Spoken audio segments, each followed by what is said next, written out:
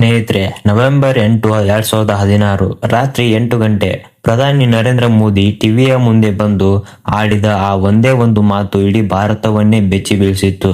ಇಂದಿನಿಂದ 500 ಮತ್ತು 1000 ರೂಪಾಯಿಯ ನೋಟುಗಳು ಕೇವಲ ಕಾಗದದ ತುಂಡುಗಳು ಮಾತ್ರ. ಆ ಒಂದು ರಾತ್ರಿ ಇಡೀ ದೇಶದ ನಿದ್ದೆಗೆಡಿಸಿತ್ತು. ಜನ ತಮ್ಮ ಹಣವನ್ನು ಬದಲಾಯಿಸಿಕೊಳ್ಳಲು ಎಟಿಎಂ ಮತ್ತು ಬ್ಯಾಂಕ್ಗಳ ಮುಂದೆ ಕಿಲೋಮೀಟರ್ ಗಟ್ಟಲೆ ಕ್ಯೂ ನಿಂತಿದ್ದರು. ಬ್ಲಾಕ್ ಮನಿ, ಭ್ರಷ್ಟಾಚಾರ ಎಲ್ಲವೂ ಮುಗಿದಿದೆ ಹೋಯಿತು ಎಂದು ಎಲ್ಲರೂ ನಂಬಿದ್ದರು.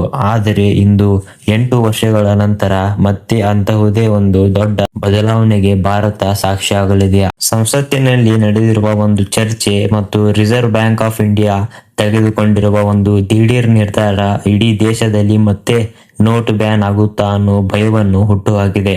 ಭಾರತದ ಹಣದ ಭವಿಷ್ಯ ಈಗ ಸಂಪೂರ್ಣವಾಗಿ ಬದಲಾಗಲಿದೆ. ಹಾಗಾದರೆ RBI ಮಾಡುತ್ತಿರುವ ಆ ರಹಸ್ಯ ಪ್ಲಾನ್ ಆದರೂ ಏನು? ನಮ್ಮ ಜೇಬಿನಲ್ಲಿರುವ ನೋಟುಗಳಿಗೆ ಏನಾಗಲಿದೆ? ಬನ್ನಿ ನೋಡೋಣ. ಭಯ ಪಡಬೇಡಿ, ಸದ್ಯಕ್ಕೆ ಯಾವುದೇ ನೋಟ್ ಬ್ಯಾನ್ ಆಗುತ್ತಿಲ್ಲ.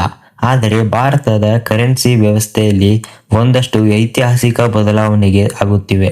ಇಷ್ಟು ವರ್ಷಗಳ ಕಾಲ ನಾವು ಮತ್ತು ನೀವು ಬಳಸುತ್ತಿದ್ದ ನೋಟುಗಳು ಕಾಟನ್ ಫೈಬರ್ ಅಂದ್ರೆ ಹತ್ತಿ ಮತ್ತು ಕಾಗದದ ಮಿಶ್ರಣದಿಂದ ಮಾಡಲ್ಪಟ್ಟಿದ್ದವು. ಆದರೆ ಇದೇ ಮೊದಲ ಬಾರಿಗೆ RBI ಭಾರತದಲ್ಲಿ ಪಾಲಿಮರ್ ಅಂದರೆ ಪ್ಲಾಸ್ಟಿಕ್ ನೋಟುಗಳನ್ನು ಮುದ್ರಿಸಿ ಅಧಿಕೃತವಾಗಿ ಆದೇಶ ಹೊರಡಿಸಿದೆ. ಹಣಕಾಸು ಇಲಾಖೆಯ ರಾಜ್ಯ ಸಚಿವ ಪಂಕಜ್ ಚೌಧರಿ ಸಂಸತ್ತಿನಲ್ಲಿ ಈ ಬಗ್ಗೆ ಸ್ಪಷ್ಟನೆ ಕೊಟ್ಟಿದ್ದಾರೆ.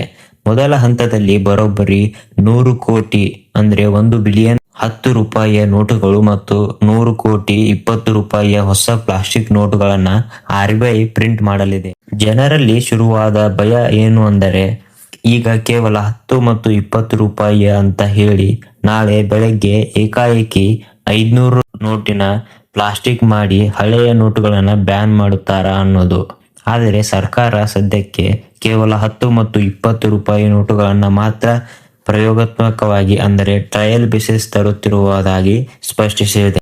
ಒಂದು ಕಾಲದಲ್ಲಿ ವಸ್ತುಗಳಿಗೆ ವಸ್ತುಗಳನ್ನ ವಿನಿಮಯ ಮಾಡಿಕೊಳ್ಳುತ್ತಿದ್ದ ಮನುಷ್ಯ ನಂತರ ಚಾಣಕ್ಯನ ಕಾಲದಲ್ಲಿ ಬೆಳ್ಳಿ ನಾಣ್ಯಗಳನ್ನು ತಂದ.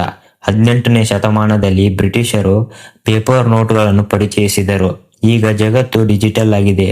ಆದರೂ ಈ ಪ್ಲಾಸ್ಟಿಕ್ ನೋಟುಗಳ ಅವಶ್ಯಕತೆ ಭಾರತಕ್ಕೆ ಯಾಕೆ ಬಂತು? ಬನ್ನಿ ನೋಡೋಣ. ಇದರ ಹಿಂದೆ RBIನ ಒಂದು ದೊಡ್ಡ ಮಾಸ್ಟರ್ ಸ್ಟ್ರೋಕ್ ಇದೆ. ನಾವು ದಿನನಿತ್ಯ ಅತಿ ಹೆಚ್ಚು ಬಳಸುವ ನೋಟುಗಳು ಅಂದರೆ ಅದು 10 ಮತ್ತು 20 ರೂಪಾಯಿಯ ನೋಟುಗಳು. ಈ ಕಾಗದದ ನೋಟುಗಳು ನೀರಿನಲ್ಲಿ ನೆನೆದು ಹರಿದು ಕೊಳೆಯಾಗಿ ಬೇಗನೆ ಹಾಳಾಗುತ್ತಿದ್ದವು. ಹಾಳಾದ ನೋಟುಗಳನ್ನ ಸುಟ್ಟು ಮತ್ತೆ ಹೊಸ ನೋಟುಗಳನ್ನ ಪ್ರಿಂಟ್ ಮಾಡಲು RBIಗೆ ಪ್ರತಿ ವರ್ಷ ಸಾವಿರಾರು ಕೋಟಿ ರೂಪಾಯಿ ಖರ್ಚಾಗುತ್ತಿತ್ತು. ಆದರೆ ಈ ಹೊಸ ಪಾಲಿಮರ್ ನೋಟುಗಳನ್ನು ಸಾಮಾನ್ಯ ನೋಟುಗಳಿಗಿಂತ 6 ಪಟ್ಟು ಹೆಚ್ಚು ಬಾಳಿಕೆ ಬರುತ್ತವೆ. ಇವು ಹರಿಯುವುದಿಲ್ಲ, ನೀರಿನಲ್ಲಿ ನೆನೆದರೂ ಏನೂ ಆಗುವುದಿಲ್ಲ. ಆಸ್ಟ್ರೇಲಿಯಾ, UK, ಸಿಂಗಾಪುರದಂತಹ ಇಂತಹ ಹಲವಾರು 60ಕ್ಕೂ ಹೆಚ್ಚು ದೇಶಗಳು ಈಗಾಗಲೇ ಈ ಪ್ಲಾಸ್ಟಿಕ್ ನೋಟುಗಳನ್ನು ಬಳಸುತ್ತಿವೆ. ಇದರಿಂದ ಭಾರತದ ಪ್ರಿಂಟಿಂಗ್ ಖರ್ಚು ಭಾರಿ ಪ್ರಮಾಣದಲ್ಲಿ ಉಳಿಯಲಿದೆ. ಈ ಪಾಲಿಮರ್ ನೋಟುಗಳನ್ನು ಪ್ರಿಂಟ್ ಮಾಡುವ ಟೆಂಡರ್ ಪ್ರಕ್ರಿಯೆಯಲ್ಲಿ RBI ಒಂದು ಅತ್ಯಂತ ಕಠಿಣವಾದ ಮತ್ತು ಹೆಮ್ಮೆಯ ನಿಯಮವನ್ನು ತಂದಿದೆ.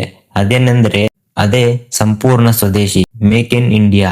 ಭಾರತದ ಆರ್ಥಿಕತೆಯನ್ನು ಕಂಟ್ರೋಲ್ ಮಾಡಲು ಕಾಯುತ್ತಿರುವ ಚೀನಾ ಸೇರಿದಂತೆ ಯಾವುದೇ ವಿದೇಶಿ ಕಂಪನಿಗಳಿಗೆ ಈ ನೋಟುಗಳನ್ನು ಮುದ್ರಿಸುವ ಟೆಂಡರ್ನಲ್ಲಿ ಭಾಗವಹಿಸುವಂತಿಲ್ಲ ಎಂದು RBI ಕಟ್ಟುನಿಟ್ಟಾಗಿ ಆದೇಶಿಸಿದೆ.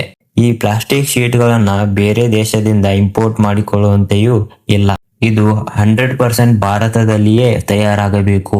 ರಾಷ್ಟ್ರೀಯ ಭದ್ರತೆಯ ದೃಷ್ಟಿಯಿಂದ ಇದು ಸರ್ಕಾರದ ಅತ್ಯಂತ ದೊಡ್ಡ ಮತ್ತು ದಿಟ್ಟ ನಿರ್ಧಾರವಾಗಿದೆ. ಆದರೆ ಈ ಪ್ಲಾಸ್ಟಿಕ್ ನೋಟುಗಳಿಂದ ಕೆಲವು ಅಪಾಯಗಳು ಇವೆ. ಪ್ರತಿಯೊಂದು ನಾಣ್ಯಕ್ಕೂ 2 ಮುಖಗಳಿರುತ್ತವೆ. ಈ ಪ್ಲಾಸ್ಟಿಕ್ ನೋಟುಗಳಿಂದ ಭಾರತಕ್ಕೆ ಅಪಾಯವೂ ಇದೆ. ಒಂದೆಡೆ ಸರ್ಕಾರ ಪರಿಸರ ಸಂರಕ್ಷಣೆಗಾಗಿ ಪ್ಲಾಸ್ಟಿಕ್ ಬ್ಯಾನ್ ಮಾಡುತ್ತಿದೆ. ಆದರೆ ಈಗ ಸರ್ಕಾರವೇ ಕೋಟಿ ಪ್ಲಾಸ್ಟಿಕ್ ನೋಟುಗಳನ್ನ ಮಾರುಕಟ್ಟೆಗೆ ಬಿಟ್ಟರೆ ಪರಿಸರದ ಗತಿ ಏನು ಅನ್ನೋದು ಮೊದಲನೇ ಪ್ರಶ್ನೆ. ಅದಕ್ಕಿಂತ ದೊಡ್ಡ ಭಯ ಎಂದರೆ ಬ್ಲಾಕ್ ಮನಿ. ಈಗ ಕೇವಲ 10 ಮತ್ತು 20 ರೂಪಾಯಿ ನೋಟುಗಳು ಬರುತ್ತಿವೆ. ಆದರೆ ಭವಿಷ್ಯದಲ್ಲಿ 500 ರೂಪಾಯಿಯ ನೋಟುಗಳನ್ನು ಪ್ಲಾಸ್ಟಿಕ್ ಮಾಡಿದರೆ ಭ್ರಷ್ಟರಿಗೆ ಇದು ವರದಾನವಾಗುತ್ತದೆ. ಕಾಗದದ ನೋಟುಗಳನ್ನು ಮಣ್ಣಿನಲ್ಲಿ ಹೊತ್ತಿಟ್ಟರೆ ಗೆದ್ದಲು ಹಿಡಿಯುತ್ತವೆ ಅನ್ನೋ ಭಯವಿತ್ತು. ಆದರೆ ಪ್ಲಾಸ್ಟಿಕ್ ನೋಟುಗಳನ್ನು ನೀರಿನ ಟ್ಯಾಂಕ್ನಲ್ಲಿ ಮಣ್ಣಿನ ಒಳಗೆ ವರ್ಷಾನುಗಟ್ಟಲೆ ಬೆಚ್ಚಿಟ್ಟರೂ ಅವುಗಳಿಗೆ ಏನೂ ಆಗುವುದಿಲ್ಲ. ಇದು ಭ್ರಷ್ಟರ ಕಪ್ಪು ಹಣದ ಗೋದಾಮುಗಳನ್ನು ಇನ್ನಷ್ಟು ಸೇಫ್ ಮಾಡುತ್ತಾ? ಕಾಲವೇ ಇದಕ್ಕೆ ಉತ್ತರ ಕೊಡಬೇಕು. ಭಾರತದ ಕರೆನ್ಸಿ ವ್ಯವಸ್ಥೆ ಈಗ ಅಧಿಕೃತವಾಗಿ ಪ್ಲಾಸ್ಟಿಕ್ ಯುಗಕ್ಕೆ ಕಾಲಿಡುತ್ತಿದೆ. ಇದರ ಬಗ್ಗೆ ನಿಮ್ಮ ಅನಿಸಿಕೆ ಏನು? ಈ ಪ್ಲಾಸ್ಟಿಕ್ ನೋಟುಗಳಿಂದ ಸಾಮಾನ್ಯ ಜನರಿಗೆ ಲಾಭವಾಗುತ್ತಾ ಅಥವಾ ಭ್ರಷ್ಟ ರಾಜಕಾರಣಿಗಳಿಗೆ ಆಗುತ್ತಾ? ಕಮೆಂಟ್ ಮಾಡಿ ತಿಳಿಸಿ. ಈ ವಿಡಿಯೋ ಇಷ್ಟ ಆಗಿದ್ದರೆ ಲೈಕ್ ಮಾಡಿ ಮತ್ತು ಇಂತಹದೇ ಹಿಡನ್ ಸೀಕ್ರೆಟ್ಗಳಿಗಾಗಿ ಕನ್ನಡ ಕಾಂಟೆಸ್ಟ್ಗೆ ಸಬ್ಸ್ಕ್ರೈಬ್ ಮಾಡಿ. ಜೈ ಹಿಂದ್, ಜೈ ಕರ್ನಾಟಕ.